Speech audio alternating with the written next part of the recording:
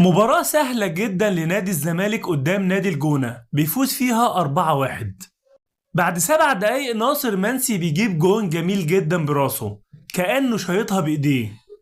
جون جميل من وضع الثبات، يعني من الوضع واقفا. بعد ربع ساعة نادي الزمالك بيستسهل الماتش وبيحس ان الماتش في المتناول، وده اللي خلى فرقة الجونة تستحوذ على المباراة. الجونة بيسيطر على بقية الشوط الأول كله لحد ما أحرز الهدف الأول ليه.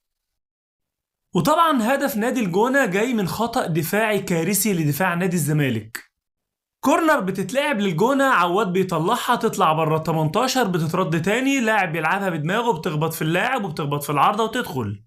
خطأ كارثي لحسام عبد المنعم والونش اللي واقفين ورا عواد، مش قدام عواد ومش كاشفين الأوفسايد. يعني قلبي دفاع الزمالك متمركز تمركز خطأ جدا ورا حارس المرمى مش قدام حارس المرمى، وكمان عواد متقدم. تحس ان عواد وقلبين الدفاع متبادلين المراكز مع بعض. الشوط التاني وبعد 10 دقايق جروسي بيعمل تغيير غريب جدا جدا، بيخرج محمد شحاتة وناصر منسي. محمد شحاتة اللي كان كله نشاط ومستحوذ وبيضغط في كل مكان في الملعب وبيعمل تمريرات دقيقة جدا بيخرجه.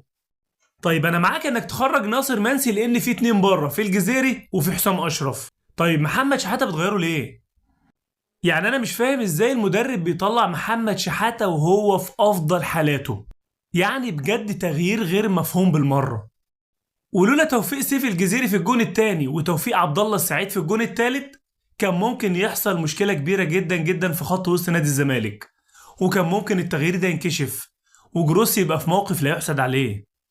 لكن فوقان عبد الله السعيد ومصطفى شالب وسيف الجزيري خلى نادي الزمالك متداري، وخلى التغيير اللي اتعمل ده مش باين قوي.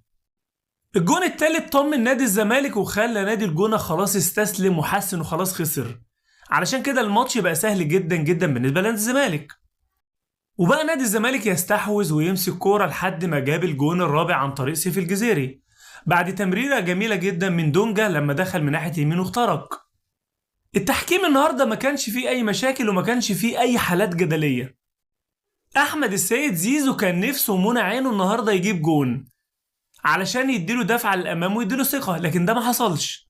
عبد الله السعيد بياخد أحسن لاعب في المباراة. عبد الله السعيد فعلا رجل المباراة النهاردة، عمل ماتش جامد جدا جدا وتمريراته كانت حاسمة جدا جدا. مبروك لنادي الزمالك وهارد لك لنادي الجونة. لو عايز تشوفني تاني ما تنساش اللايك والمتابعة.